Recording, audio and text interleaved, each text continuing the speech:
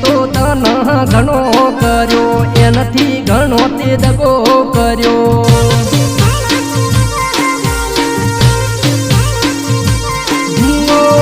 ખેતરનું બોનું કરી ફોન તન કરતા